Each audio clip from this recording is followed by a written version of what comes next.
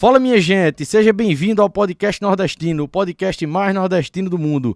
Esse é só um corte do nosso canal. Para você ter acesso a todos os episódios do Podcast Nordestino, acesse o nosso canal. O link desse episódio completo está aqui na descrição desse vídeo. Não se esqueça de se inscrever no nosso canal, de dar um like, de ativar as notificações e de comentar aí. Comenta o que você acha desse assunto que a gente está abordando nesse corte, o que você achou desse vídeo que a gente trouxe para todos vocês. Acompanhe nossas redes sociais que tem tudo do Nordeste. Só coisa boa. Valeu!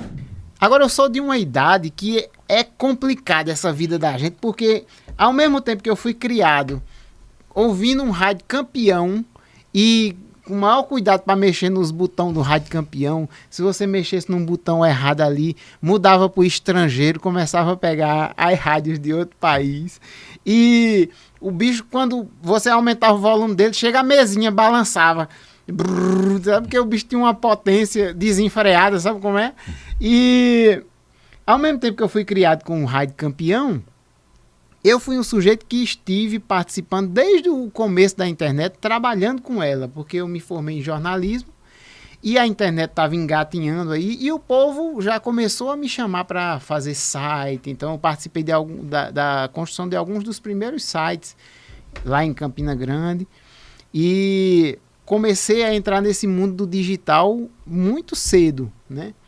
E depois comecei com o Facebook lá atrás, fazendo anúncios no Facebook. Eu fui um dos primeiros caras que fiz anúncio no Facebook em Campina Grande para clientes, né?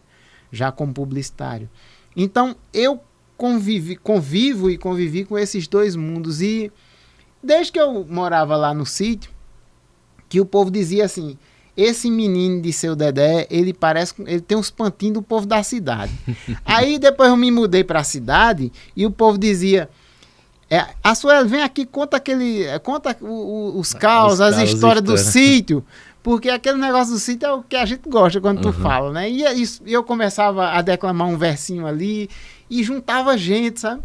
E um dia eu tava nesse conflito, dizendo: mas rapaz, eu sou o quê finalmente, né? Eu sou o cabra do sítio, eu sou o cabra da cidade. E eu dirigindo, aí me veio um versinho espontâneo, que é uma coisa que não acontece. Acho que é as coisas que são de Deus, né? Aí eu raciocinei assim: sou caboclo do sertão, na cidade radicado. Até tentei ser urbano, mas nisso fui fracassado. Não sei por que foi assim, mas hei de ser, até o fim, um matuto adaptado. Aí eu disse: oxe, esse negócio é legal. Aí escrevi e publiquei e o povo de fato gostou. E começou a falar matuto adaptado. Que frase legal, matuto adaptado.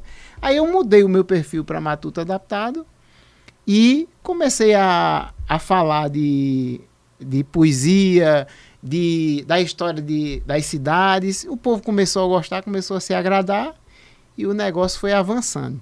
Mas eu vou deixar você falar também, porque não, se deixar falar, meu amigo. Mas aqui quem tem que falar é o convidado mesmo. Eu dou aqueles estirão. Que nem de Matuto, eu tô só de oi, sabe? Sério mesmo. Aí apareceu o Matuto adaptado dessa forma, né? E a partir daí eu comecei a ir aprofundando.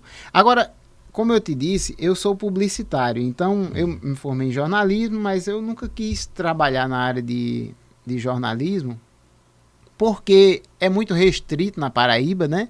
Eu me formei aqui na Paraíba, e logo antes de terminar a faculdade eu já notei que o mercado era muito restrito, que você, para ter algum espaço de trabalho, você precisava se vincular a algum grupo político. Exatamente. E isso chocava muito com a ideia de independência que eu sonhava, né?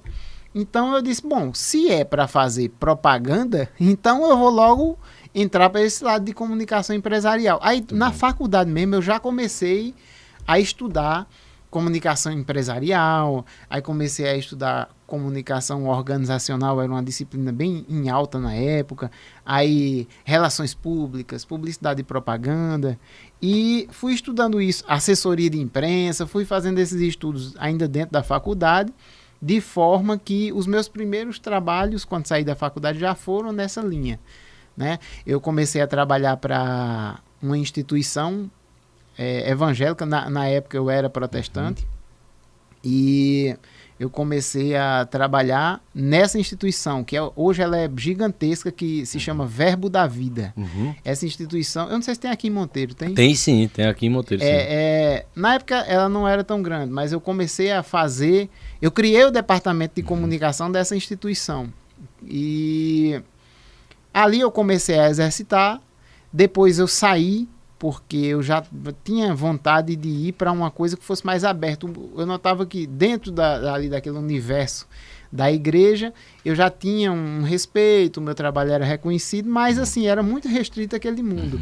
E eu queria abrir mais esse leque, e aí fui procurar agência de propaganda. Então foi aí que eu comecei a trabalhar na área publicitária. E me dei bem, comecei a escrever roteiros. Show.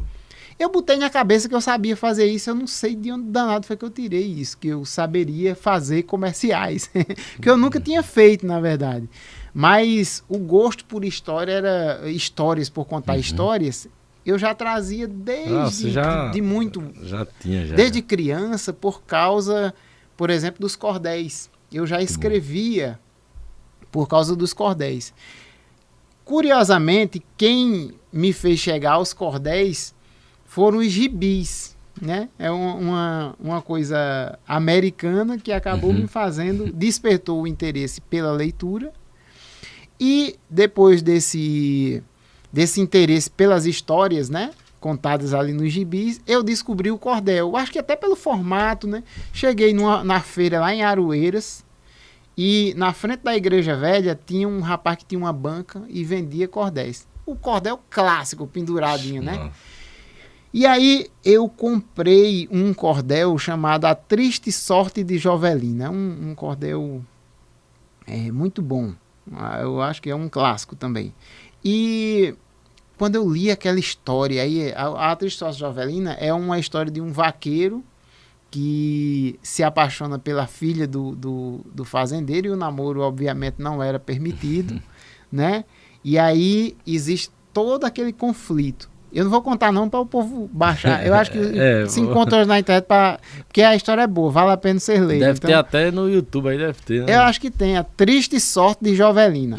Aí, quando eu li aquilo, foi um impacto, assim, porque o gibi, ele não retratava a minha realidade. Era aquela realidade dos heróis, a coisa americana. Mas quando eu li ali coisa com vaqueiro, com fazendeiro... Como se fosse o gibi do Nordeste. Com onça, e tudo rimado, sabe? Eu fiquei fascinado por aquele negócio. E aí comecei a comprar cordel, comecei a tentar escrever poesia também. E nessa de escrever poesia foi o grande salto para eu desenvolver a questão publicitária que viria a surgir na minha vida depois. Porque a poesia, ela nada mais é do que um pensamento condensado em poucas palavras, né? Você dizer muita coisa com poucas palavras. E nos slogans publicitários, na publicidade em geral, essa técnica ela é muito útil, né? Então, esse fato de escrever alguns poemas, né? De me meter a escrever alguns poemas lá, desde a adolescência, me ajudou muito a, quando eu cheguei na publicidade, aquilo, eu consegui escrever e contar uma história com razoável facilidade. De forma que os meus primeiros comerciais já ganharam prêmios, e aí eu fui ganhando moral na agência, fui melhorando o dinheirinho ali, fui expandindo, e assim eu consegui ir me posicionando no mercado, né?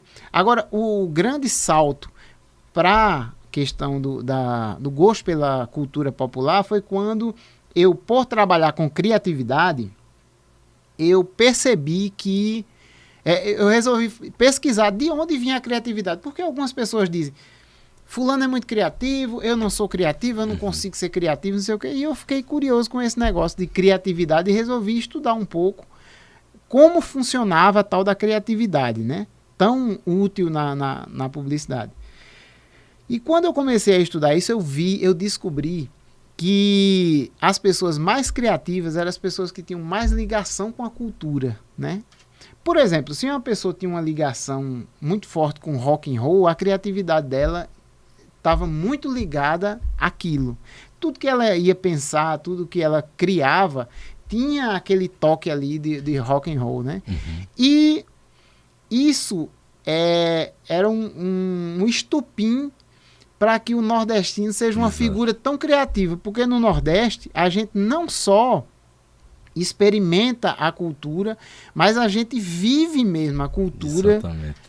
Dia a dia, né? Eu acho que poucos lugares do mundo a cultura é tão vivenciada como especialmente no interior do nosso Nordeste ainda, né? Eu ando muito pelas estradas aí, saindo, cortando muito pelas estradas de chão, e eu tô por aqui no Cariri, às vezes eu encontro um cara, um vaqueiro todo paramentado, né? todo ornado para ir fazer o serviço dele no mato, né? Não é para participar de um filme, não, é para participar, fazer a lida dele, né?